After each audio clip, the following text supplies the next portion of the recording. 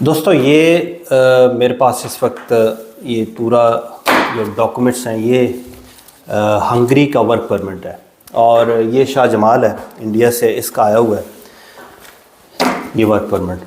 तो मैं ये अवेयरनेस के लिए कि आपको जो वर्क परमिट आता है तो एक तो इसमें डॉक्यूमेंट्स कौन से हैं, दूसरे नंबर पे आप अप्लाई करते हैं तो क्या वजह होती है कि आपका वर्क परमिट आने के बावजूद आपको रिफ्यूज़ हो जाता है या नहीं मिलता, उस पे हम डिस्कस करेंगे। ये छोटी सी वीडियो है, गौर से देखिएगा।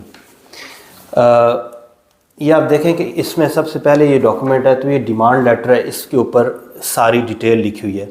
इसका जिक्र मैं आपको करता हूँ। इसमें प्लेस ऑफ वर्क है, काइंड ऑफ वर्क है, ये सारी चीज़ें ये मैं आपको बताता हूँ। सिर्फ मैं अभी डॉक्यूमेंट्स आपको पहले दिखा दूँ।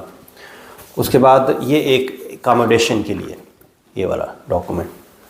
उसके बाद ये एक एप्लीकेशन होती है जो कि आप एम्बेसी में अप्लाई करते हैं तो ये सारा जो है ना इसमें आपकी डिटेल दी होती है। ये फिल्ड बाय एम्प्लॉयर ही होता है। हर थोड़ा बहुत डिफरेंस होता है हर कंट्री का, लेकिन नॉर्मली यही प्रोसीजर होता है। उसके बाद ये कुछ कंपनी के डॉक्यूमेंट्स हैं जिनमें कंपनी के बारे में जो डिटेल है, जैसे ये कंस्ट्रक्शन कंपनी है तो इसके जो है ना इन्होंने कंपनी के डॉक्यूमेंट साथ लगाए हुए हैं और इसकी डिटेल है B&B ये सारा। तो ये मैं आपको अभी इसमें जो मेन चीज़ है वो मैं बताता हूँ कि ये तो चलें ये डॉक्यूमेंट्स हो गए। अगर ये लेटर मौजूद है तो इस पे 2-3 डॉक्यूमेंट्स और जो एम्बेसी मांगती है आपसे। अगर आपको ये सारी चीज़ें पता हैं जो इस डिमांड लेटर के अंदर लिखी हुई हैं, आप अच्छे तरीके से वेल अवेयर हैं, आप इनका जवाब दे सकते हैं, तो फिर कोई वजह नहीं होती कि आपको एम्बेसी वीज़ा ना दे या वर्क परमिट आपका इशू ना दे। जैसा कि हमारे जो ज़्यादातर लड़के होते हैं इनको पता ही नहीं होता कि हमने कौन सी कंपनी में जा रहे हैं, कौन से सिटी में जा रहे हैं, कंपनी का नाम क्या है, सैलरी कितनी है हमारी, और बाकी ये जितनी भी चीज़ें उनको इसका पता नहीं होता। तो और हमारे जो हमें एक्सपीरियंस क्या है, काम का क्या एक्सपीरियंस है, क्योंकि ये जो वर्क परमिट होता है बेसिकली आपका ये 90% ये एक किस्म का काम हुआ है। ये इमिग्रेशन ने, गवर्नमेंट ऑफ हंगरी ने ये सारा कुछ इशू कर दिया। अब जो एक एम्बेसी होती है वो एक गेट कीपर की तरह आपको चेक करते हैं कि भाई ये जो बंदा हमारे मुल्क में आ रहा है, जैसे आपके घर में कोई बंदा आता है या आप एक्सपेक्ट कर रहे होते हो कोई मेहमान, बाहर जाके आप देखते हैं कि ये बंदा वही है, तस्दीक करते हैं, तो तब आप उसको अंदर लेके आते हैं। इसी तरीके से एम्बेसी जो है ना उसने देखना है कि भाई ये 90% ये तो हो चुका है, ये सही है डॉक्यूमेंट, पहली चीज़ उन्होंने ये चेक करनी है। दूसरे नंबर पे बंदे को चेक करेंगे कि ये जो बंदा है इसको पता है कि मैं कहाँ पे जा रहा हूँ, ये वही आदमी है, और ये मतलब कोई ऐसा तो नहीं कर रहा कि हमारे मुल्क में जाके काम करेगा या वहाँ से भाग जाएगा। अब अगर इस बंदे को वो सेटिस्फाई हो जाते हैं, इसको पता है सारा कि मैं ये जो डॉक्यूमेंट है ये किस लिए मैंने लिया है, किस बेस पे लिया है, मैंने क्या करना है, तो 100% उसको वीज़ा लगेगा। टाइम लिमिट जो है वो ज़ाहिर है कि रश होता है कुछ मुल्कों में या किसी जगह पे बहुत ज़्यादा लोग होते हैं, तो आपको वर्क परमिट निकलने में जो टाइम लगता है इसका तो 1-1.5 माह में निकला है। और एम्बेसी का जो टाइम होता है वो अलग होता है हर कंट्री के अंदर। लेकिन बाकी चीज़ें ये मैं जो आपको बता रहा हूँ, याद रखें कि आपने किसी के थ्रू करना है या ख़ुद करना है, आपको ये सारी चीज़ें पता होनी चाहिए एम्बेसी में जाने से पहले। इसमें प्लेस ऑफ वर्क ये सबसे पहले लिखा हुआ है, बुडापेस्ट जो है। उसके बाद काइंड ऑफ वर्क है, लोडर वर्कर है।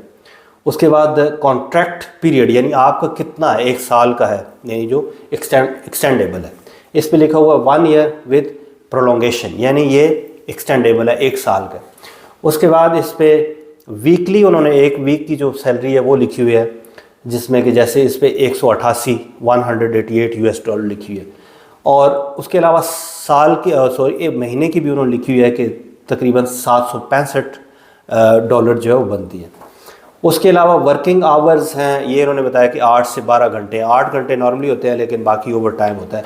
मिनिमम आवर जो है ये तकरीबन 245 जो एक मंथ में आपने कितना काम करना है, यानी ये मिनिमम है, इससे ज़्यादा हो सकता है, ओवर टाइम आपका लग सकता है। उसके अलावा इसमें जो ये एक rented flat, payment of utilities, इन्होंने लिखा हुआ है कि आपको ये क्या क्या फैसिलिटीज़ देंगे। तो इसमें इन्होंने कहा है कि फ़ूड जो है ना आपने ख़ुद इसमें करना है, और मेडिकल एंड इंश्योरेंस ये प्रोवाइडेड होगी। उसके अलावा जो है ना ये यहाँ पे रेजिडेंस भी आपको देंगे। तो ये सारी चीज़ें जो है ना, लैंग्वेज रिक्वायर्ड इंग्लिश, और पेड इन्होंने टिकट्स के बारे में भी लिखा हुआ है कि आपको जो टिकट है वो वन साइड का, जब आप काम यहाँ पे करेंगे, मसलन आपने यहाँ पे अगर 3 माह तक आप करते रहे काम, तो आपको जो टिकट है आने का वो भी आपको दे दिया जाएगा। साल के बाद आपको रिटर्न टिकट मिलेगा आपका वापसी का, जो आपने मतलब वापस जाना है, या आप फ़र्ज़ के छुट्टी के लिए जाते हैं तो वो आपको देंगे। तो ये सारी चीज़ें ना इन्होंने बीच में मेंशन की हुई है। आखिर में लिखा हुआ है कि हर 10 तारीख को आपको सैलरी मिलेगी। तो ये टर्म एंड कंडीशन है। आप अगर अप्लाई करते हैं और ये सारी चीज़ें आपको आती हैं, वेल ग्रूम्ड हैं, थोड़ी इंग्लिश में आपको प्रैक्टिस कर लेते हैं, तो कोई वजह नहीं है कि आपको कोई एम्बेसी रिजेक्ट करे। हमारी एम्बेसी में रिजेक्शन की वजह जो होती है, आम तौर पे वर्क परमिट जो मिल भी जाते हैं, पहली वजह यह है कि कोई भी वर्क परमिट कहीं से भी एक पेपर निकाल के फेंक देता है, उसमें ये सारी चीज़ें ये नहीं होती। इसमें एकोमोडेशन भी है, इसके अंदर सारा फॉर्म फिल है, जो एम्प्लॉयर है उसके डॉक्यूमेंट्स भी इसमें है, कॉन्ट्रैक्ट भी है, डिमांड लेटर भी है, अप्रूवल लेटर भी है, ये सारी चीज़ें इसके अंदर मौजूद हैं। अगर ये चीज़ें नहीं होंगी, एक लेटर आपको पकड़ा दिया जाएगा और वो एम्बेसी में आप मुंह उठा के चले जाएंगे, तो उन्होंने देखना है कि ये बंदा कहाँ से आ गया, इसको पता ही नहीं है कुछ। तो ये सारा पैकेज आपके पास मौजूद है। और फिर आप जो 2 चीज़ें 3 और लगती हैं, उसमें जो है इंश्योरेंस, ट्रैवल इंश्योरेंस लग जाती है, टिकट डमी आपका देख लेते हैं, या कई दफ़ा आपको जो ट्रैवल एक्सपेंस है आपको 2-3 हज़ार यूरो वो आपको दिखाने होते हैं बैंक में, तो बड़े आराम से आपको वीज़ा मिल सकता है। लेकिन ये सारी चीज़ें आपको पता हो, अगर आपको पता है, मैं चैलेंज करके आपको कहता हूँ कि कोई आपका वीज़ा रिफ्यूज़ नहीं करता। अपने आप को एजुकेट करें और ये चीज़ें ख़ुद से सीख के उसके बाद अप्लाई करें। इतनी सी आप थोड़ी सी मेहनत करेंगे तो आप जो है ना इन सारे प्रॉब्लम से बच जाएंगे। अदरवाइज़ आपको जनाब वो डन बेस पे करेगा बंदा, और ये आपको डॉक्यूमेंट जो है ना लग गया तो तुक्का है, वरना आपको कुछ पता ही नहीं है कि क्या हो रहा है जो है। तो ये चीज़ें सीखें खुद। आपसे कोई बात नहीं की, ये बंदे को सिर्फ दिखाने के लिए। अस्सलाम वालेकुम। बस इंशाल्लाह सही है, किया हूँ, अप्लाई किया था, इंशाल्लाह अभी सब आगे है। अब इंशाल्लाह इससे अच्छा आगे भी अच्छा ही होगा, उम्मीद है। उम्मीद करना चाहिए इंसान को, जैसे भी हो अल्लाह पे भरोसा रखेंगे तो इंशाल्लाह हर चीज़ सही करेगा। ये मेरा जी मतलब बहुत प्यारा बच्चा क्या है लड़का, ये काफ़ी अर्से से मुझे फॉलो करता रहा है, 2-2.5 साल से मेरे फेसबुक पे, और अल्लाह ताला इसको कामयाब करे। आमीन। अल्लाह हाफिज़।